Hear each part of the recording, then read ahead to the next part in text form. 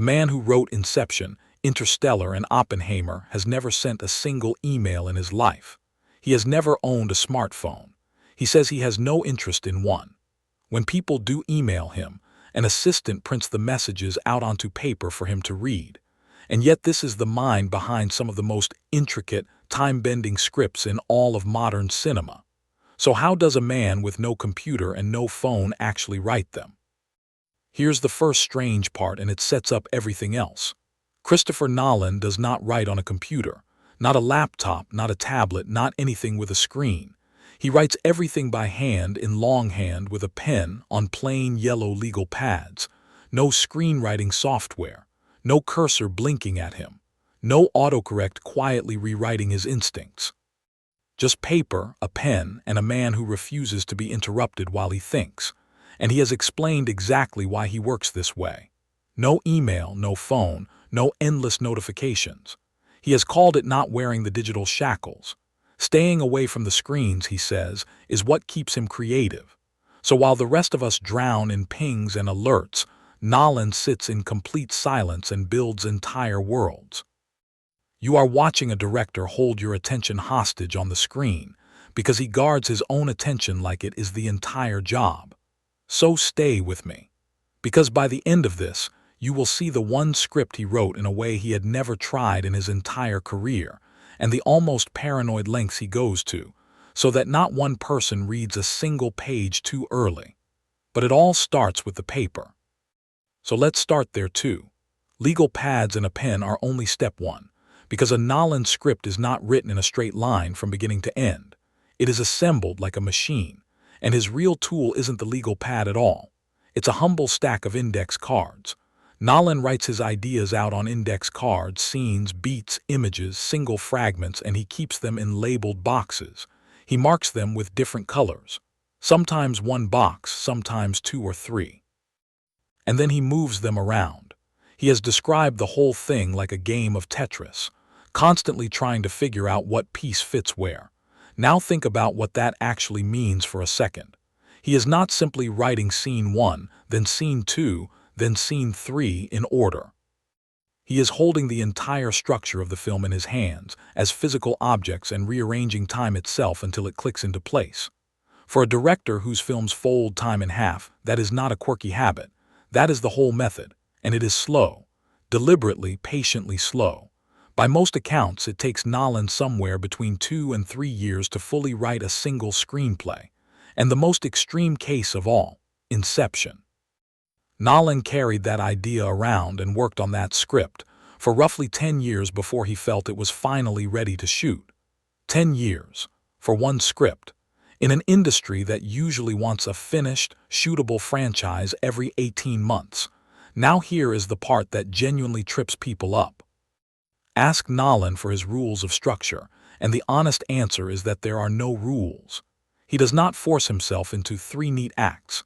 He does not follow the screenwriting manuals everyone else swears by. He tells each story in whatever shape it demands, even when that shape is backwards or braided or running in 2 directions at once. And look at what that freedom actually produces on screen. Memento, a story told almost entirely in reverse so that you are just as lost as the man who cannot make new memories.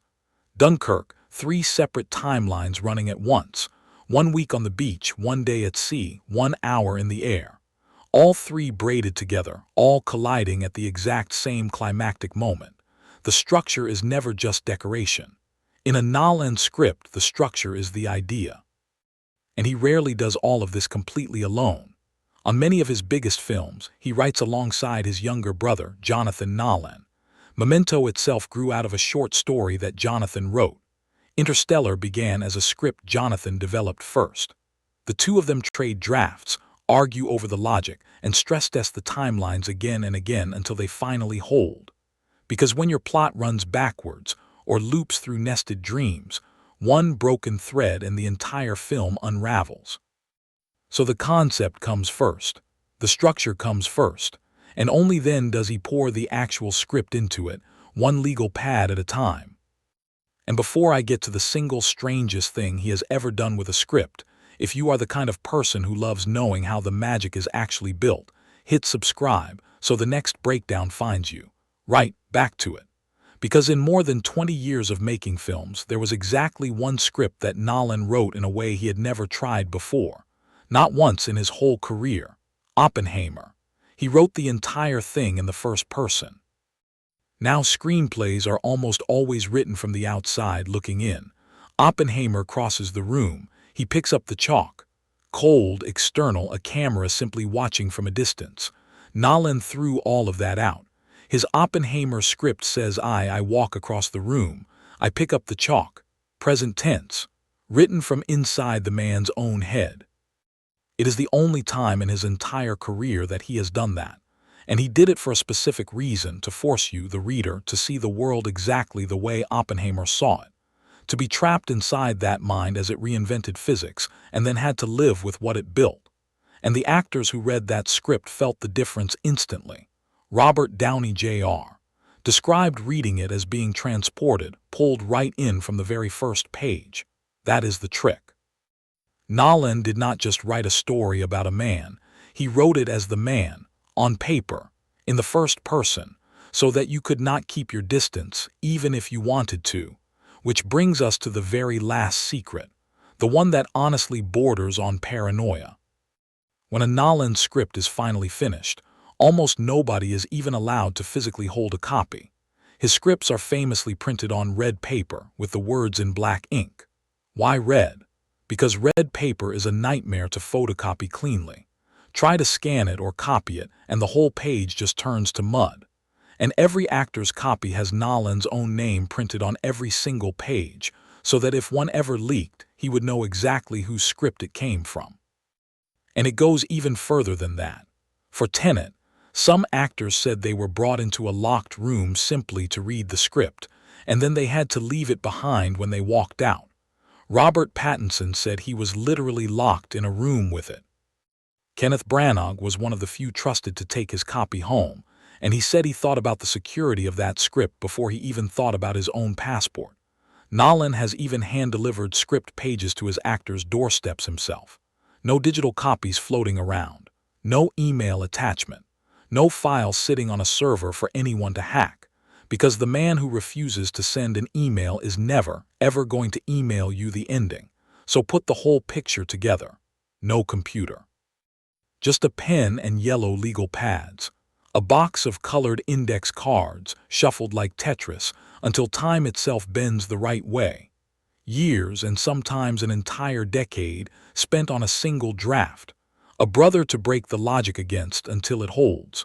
One entire film written from the inside in the first person. And a finished script guarded like a genuine state secret. None of it is eccentricity for its own sake. Every single one of those choices exists to protect one thing. The idea, kept pure, right up until the moment it finally hits you in the dark. So the next time a Nolan film leaves you sitting through the credits, trying to put the pieces back together, just remember. It was built that way on purpose, by hand, one index card at a time. So tell me down in the comments which film's script would you most want to read on that famous red paper.